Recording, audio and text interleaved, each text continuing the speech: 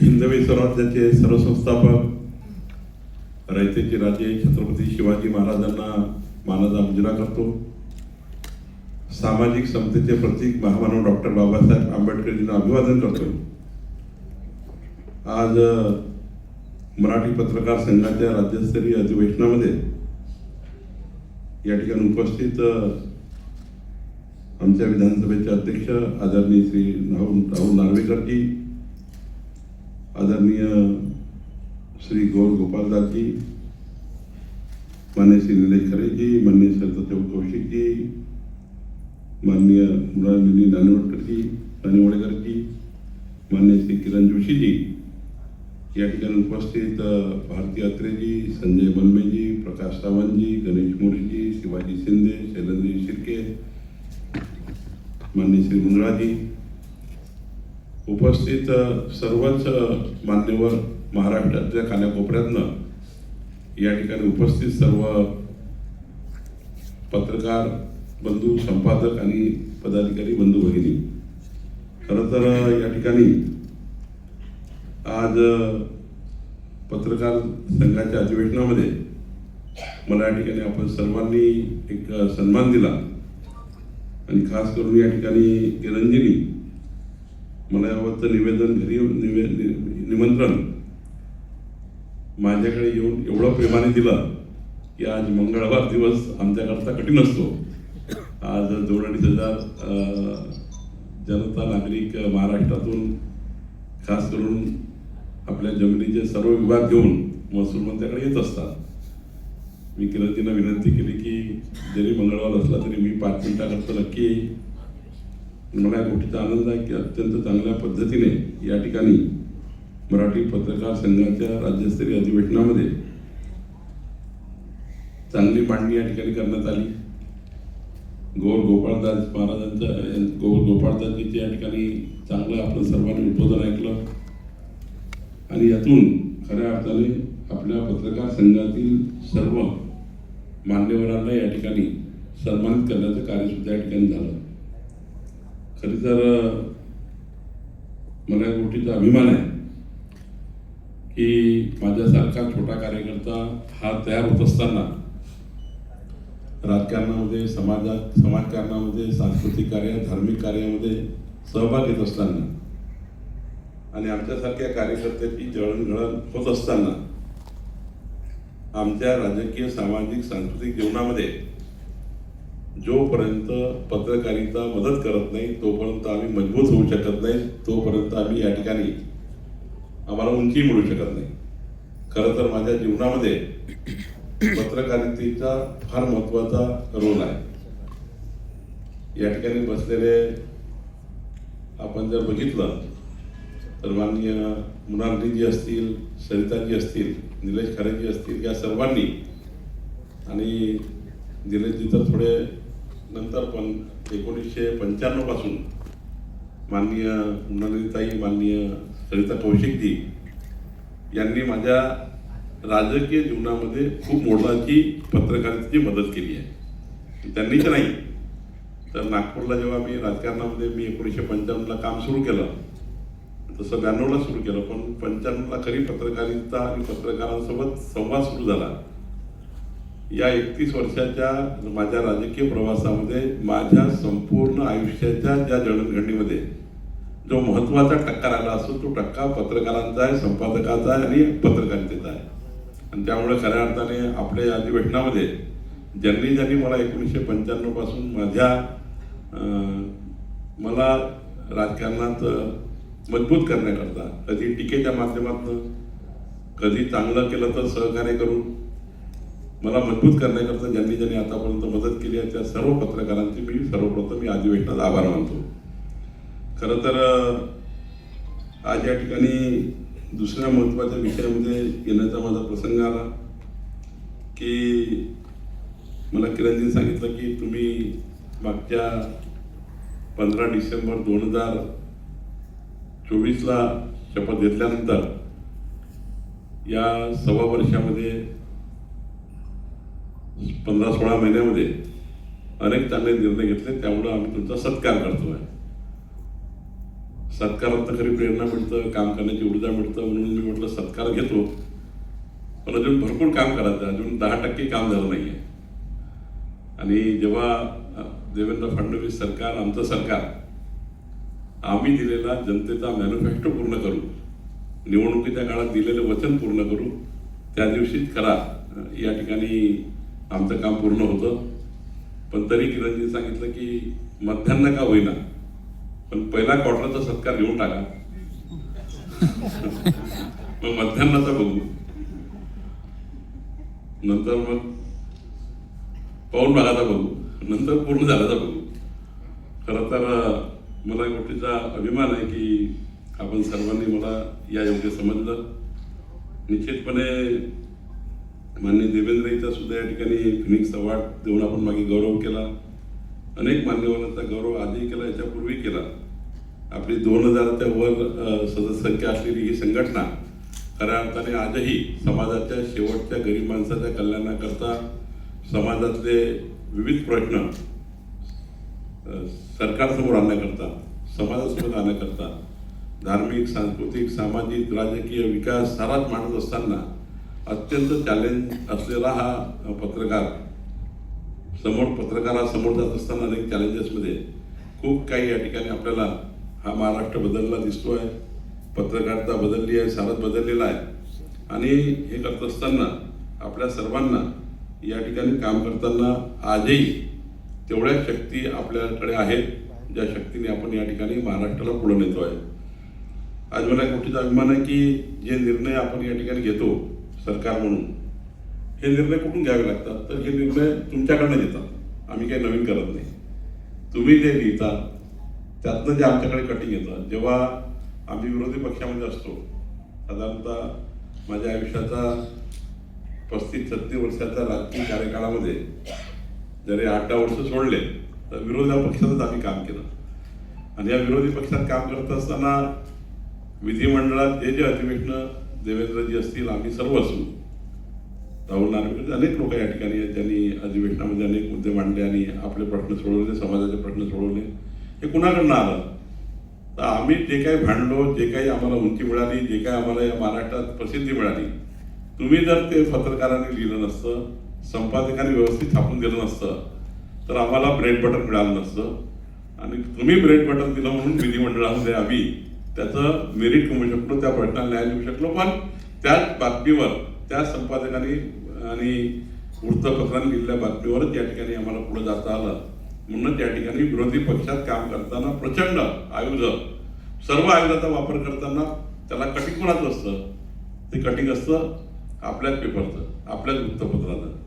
आणि वृत्तपत्राच्या आधारावर आम्ही या ठिकाणी संपूर्ण विधिमंडळ गाजवतो आणि त्यातून मात्र या महाराष्ट्राला न्याय देण्याचा प्रयत्न करतो. खरं तर आज ही गोष्ट खरी आहे की आपल्या पत्रकारिता ही एक फक्त व्यवसाय नाही आहे, एक प्रकारचं व्रत या ठिकाणी आहे. आणि समाजाचा आरसा, लोकशाहीचा 4था स्तंभ सांभाळताना, समाजाचा आरसा म्हणून आपण या ठिकाणी काम करताना या ठिकाणी प्रचंड मेहनत आपल्या अनेक पत्रकारांनी केलेली आहे. संपूर्ण आयुष्य देणारे पत्रकार आणि संपादक या ठिकाणी ज्यांचं नामोल्लेख आपण या ठिकाणी करू शकतो. पण आज तेवढा वेळ नाही. निश्चितपणे पुढच्या काळात कधीतरी सर्वांचा या ठिकाणी सत्कार आपण करूच. पण आता चॅलेंजेस आलेले आहेत. काळाच्या ओघामध्ये नवीन समाज माध्यमे आली, पत्रकारिता आणखी विस्तारत गेली आहे. आणि ही पत्रकारिता हा लोकशाहीचा 4था स्तंभ जेव्हा मजबूत होत चालला आहे, तेव्हा सरकारलाही योग्य दिशेने काम करण्याची प्रेरणा मिळत आहे. आज इतके digital media, print media, electronic media इतके माझं समोर आलेले आपल्यासमोर की एका सेकंदापूर्वी किंवा एका मिनिटापूर्वी एखादी घटना घडली ती आपल्याला बघता येतं, पाहता येतं, त्यातनं आपल्याला तात्काळ निर्णय करता येतं, त्यावर तातडीनं उपाययोजना करता येतं. आणि त्यामुळं खरंच या ठिकाणी आजच्या पत्रकारितेमध्ये आपल्याला प्रचंड या ठिकाणी काम करायला मिळत आहे. सर्वच माध्यमामध्ये आता कॉम्पिटिशन आहे. पण या कॉम्पिटिशनही काळामध्ये इलेक्ट्रॉनिक मीडिया असेल, प्रिंट मीडिया, डिजिटल मीडिया असेल, या काळामध्येही आपला प्रिंट मीडिया आपली उंची ठेवून या ठिकाणी काम करत आहे. खरं तर ही गोष्ट सुद्धा महाराष्ट्राने चांगल्या पद्धतीने बघितली आहे. मी या ठिकाणी एवढंच सांगेल की आज आपला पत्रकार संघ आणि यामधले पत्रकार संपादक अत्यंत निष्पक्षपणे निर्भीडपणे जनसामान्यांच्या हिताच्या वंचित गोरगरीब आदिवासीच्या विकासाचे प्रश्न या ठिकाणी मोठ्या प्रमाणात उचलताना या ठिकाणी समाजाची सकारात्मकताही तयार करण्याचाही प्रयत्न करत आहे. केवळ निगेटिव्ह बातम्यात नाही तर समाजामध्ये विविध व्यक्तिमत्वाने राजकीय असतील, सामाजिक असतील, सांस्कृतिक असतील, धार्मिक असतील, या सर्व विषयातल्या अत्यंत पॉझिटिव्ह बातम्या सुद्धा जाताना या ठिकाणी आपल्या महाराष्ट्राची संस्कृती आणि संस्कार जतन करण्याचं कार्य आपला पत्रकार संघ करतो आहे. याबद्दलचाही मला अभिमान आहे. आणि ज्यावेळी आपण बघायचो की 35 वर्षापूर्वी जी परिस्थिती होती की आदल्या दिवशी घडलेली घटना त्या ठिकाणी दुसऱ्या दिवशीच वाचायला मिळायची किंवा एखाद्या वेळी तेव्हाच्या टी व्ही मीडियाच्या माध्यमातून संध्याकाळी कळायची.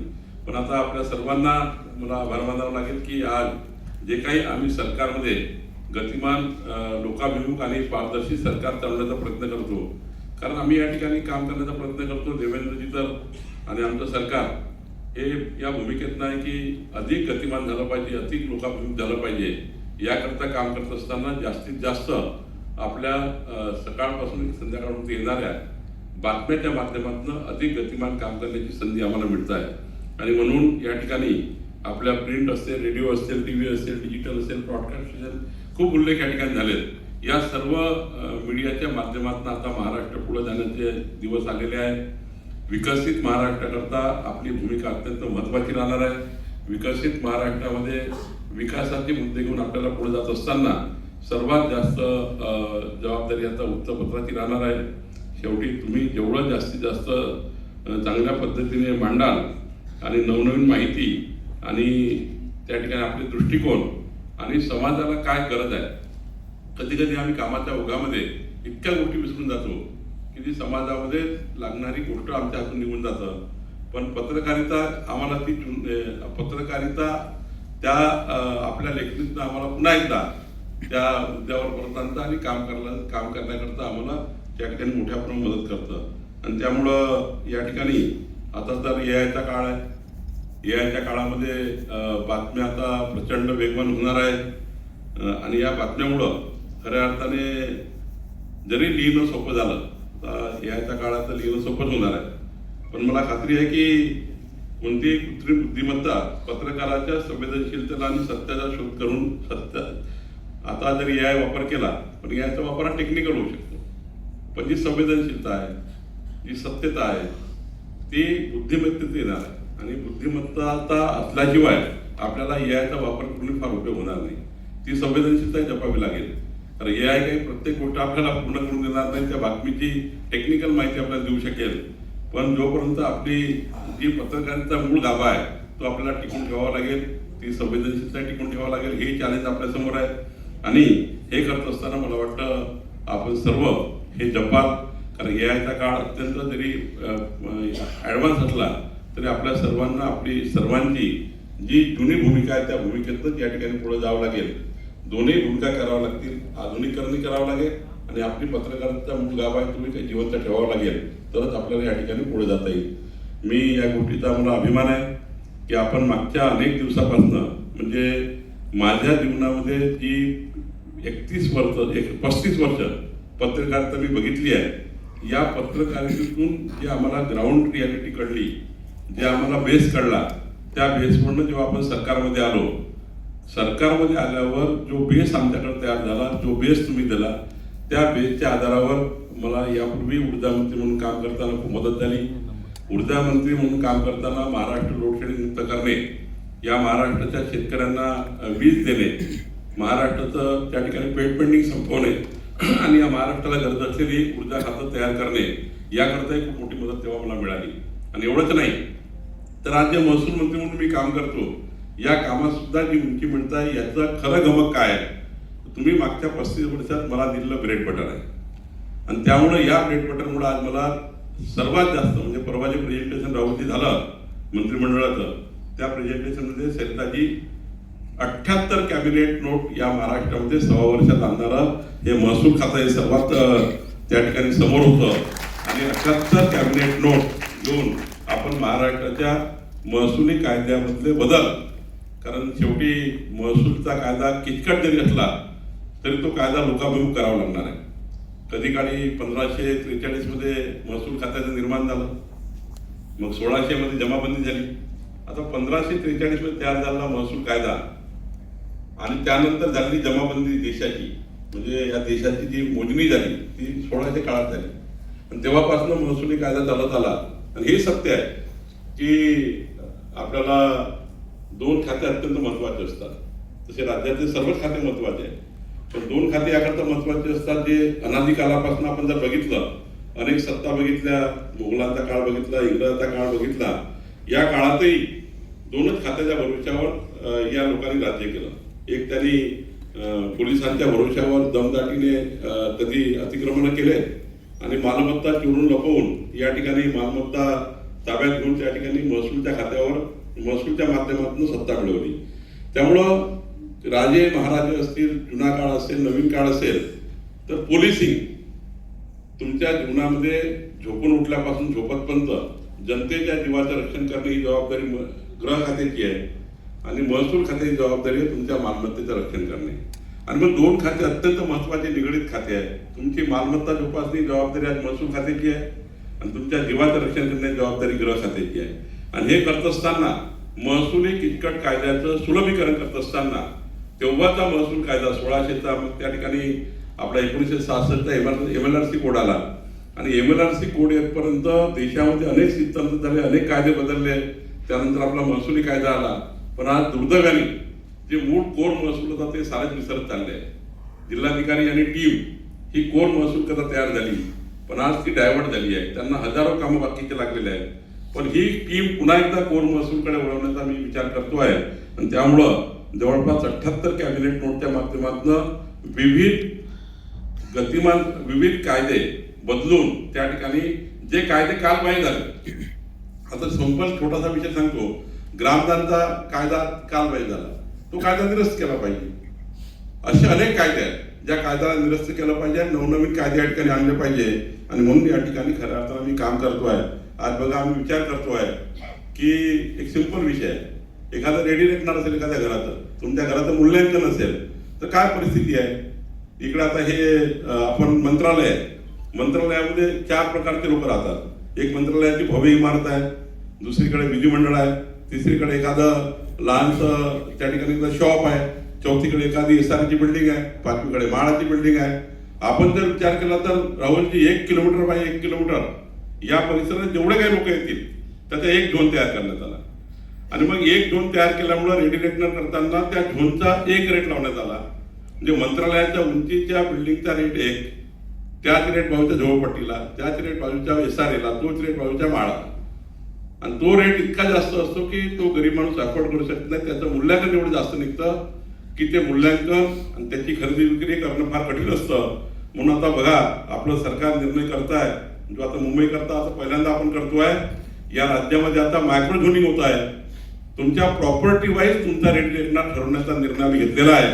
आणि असा CTS वाईज रेट रेटणार झाल्यानंतर प्रत्येकाचं मूल्यांकन प्रत्येक घराचं किती राहील, SRचं कसं असलं पाहिजे, या ठिकाणी म्हाडाच्या वस्तीचं कसं असलं पाहिजे, 4 सीझनच्या हॉटेलचं कसं असलं पाहिजे, ताज हॉटेलचं किती असलं पाहिजे. ताज हॉटेलचा रेट भाऊचा माणूस अफोर्डच करू शकणार नाही, गल्लीचाच फरक आहे. मग तुम्ही 1 किलोमीटर एरियाला एकच रेट लावला तर ताजवाला, आणि त्याच्यातला हा कायदा आहे की सर्वात उंच रेट लावा. 1 किलोमीटर आहे 1 किलोमीटर करताना मग उंच काय, ताजमहाल हॉटेल आहे, ताजमहाल हॉटेलचा रेट सर्वांना लावा. हा कुठला कायदा. मग असे कायदे निरस्त करून मायक्रो झोनिंग राज्यात झालं पाहिजे. आणि आमचं सरकार, देवेंद्र फडणवीसांचं सरकार पुढच्या 5 वर्षामध्ये या संपूर्ण राज्याचं प्रॉपर्टी वाईज मायक्रो झोनिंग करून सर्वांचा CTS वाईज रेट करण्याचा निर्णय करताय. हा ऐतिहासिक निर्णय आपल्या सरकारने केला, हे अत्यंत त्या ठिकाणी महत्वाचं आहे. आज बघा आपण जर विचार केला तर 1 डिस्ट्रिक्ट 1 रजिस्ट्रेशन आपण आणलं म्हणजे काय. आता जर ज्या तालुक्यात तुम्हाला जमीन घ्यायची असेल, ज्या तालुक्यात तुम्हाला घर घ्यायचं असेल, त्या तालुक्याच्या रजिस्ट्रारकडे जाऊन तुम्हाला तुमची नोंदणी रजिस्ट्री करावं लागतं.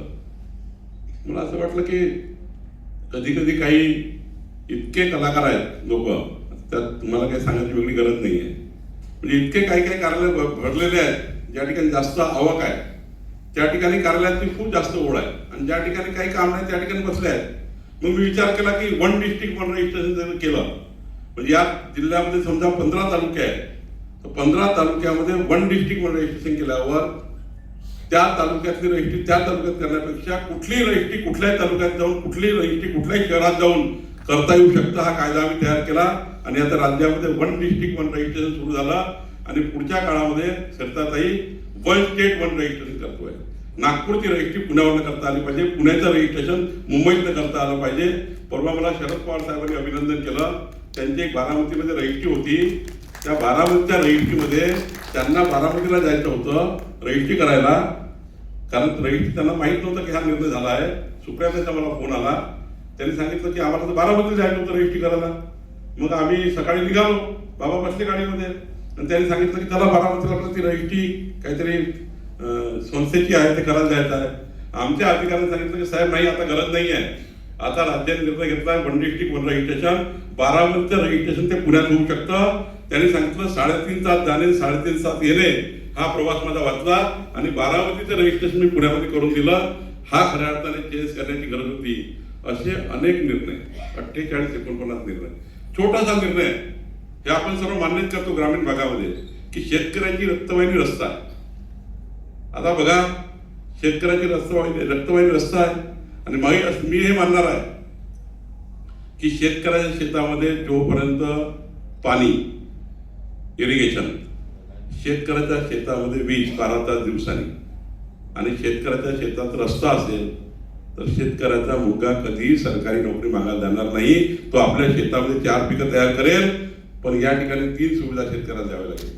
आणि त्यामुळे जर शेतकऱ्याच्या शेतीला पाणी दिलं, शेतकऱ्याला रस्ता दिला आणि शेतकऱ्याला वीज दिली, पण आज मला दुर्दैवाने सांगत आहे की महाराष्ट्राच्या इतक्या उंचीमध्ये अजून आपण शेतकऱ्याला रस्ता देऊ शकलो नाही. मला या गोष्टीचा अभिमान आहे की आमचं सरकार, देवेंद्र फडणवीसांचं सरकार हा निर्णय करू शकलं की आता राज्यातल्या शेतकऱ्यांचे संपूर्ण वहिवाटीचे रस्ते, संपूर्ण पांढर रस्ते उघडे करून, म्हणजे 11-12चं जे मॅपिंग झालं होतं ते 11-12चं मॅपिंग उडून सिंगल डॉटेड, डबल डॉटेड जेवढे रस्ते शोधून या सर्व रस्त्याचं मॅपिंग करणे, त्यांना नंबर देणे, नंबरिंग करणे. जसं नॅशनल हायवे, स्टेट हायवेला क्रमांक आहे तसे क्रमांक शेतकऱ्याच्या प्रत्येक रस्त्याला देणे, ते रस्ते मोकळे करणे आणि त्या रस्त्याला मुख्यमंत्री बळीराजा पांढर रस्ते योजनेमध्ये त्या रस्त्याचं मजबूती करून देणे. हा एकमेव या राज्यातल्या GDPला प्रचंड मजबूत करणारा निर्णय. आणि हे सर्व रस्ते कुणाचे होते? हे महसूल खात्याचे होते. या राज्यातले नाले कुणाच्या मालकीचे? तर महसूलच्या मालकीचे आहे. या राज्यातले शेताचे रस्ते, वहिवाटीचे रस्ते कुणाच्या मालकीचे आहेत? ते महसूलच्या मालकीचे आहेत. पण जोपर्यंत या सरकारने लक्ष घातलं नाही आणि आम्ही मॅन्युफॅक्चर दिला होता की आमचं सरकार आल्यावर आम्ही निश्चितपणे यामध्ये लक्ष टाकू, असे या ठिकाणी निर्णय. आज बघा, छोटासा निर्णय सांगतो आणि माझं संपवतो. खूप निर्णय सांगता येतील मला, 4 तास लागतील. तुकडेबंदी कायदा. काय तुकडेबंदी कायदा? 60 लक्ष परिवार महाराष्ट्रात सरिताजी असे होते की त्यांनी 1000 फुटाचा प्लॉट घेतला, 1500 फुटाचा प्लॉट घेतला, 2000 फुटाचा प्लॉट घेतला, शहराचा लागून प्लॉट घेतला, नगरपालिका लागून प्लॉट घेतला, ग्रामपंचायतच्या गावाच्या बाहेर प्लॉट घेतला. पण या राज्यामध्ये तुकडेबंदी कायदा असल्यामुळं तुम्हाला रजिस्ट्रेशन करता येत नाही. एखादं चोरून लपून रजिस्ट्रेशन झालं त्याचं प्रॉपर्टी काढता येत नाही. माझ्या लक्षात आलं, मी देवेंद्रजीला म्हटलं तुकडेबंदी कायदा असल्यामुळं आपण या ठिकाणी 60 लक्ष परिवाराची नोंदणी करू शकत नाही, रजिस्ट्रेशन करू शकत नाही. देवेंद्रजीने मला गो अहेड म्हटलं. आणि बघा, या राज्यामध्ये मागच्या 3 महिन्यात आम्ही अभ्यास केला.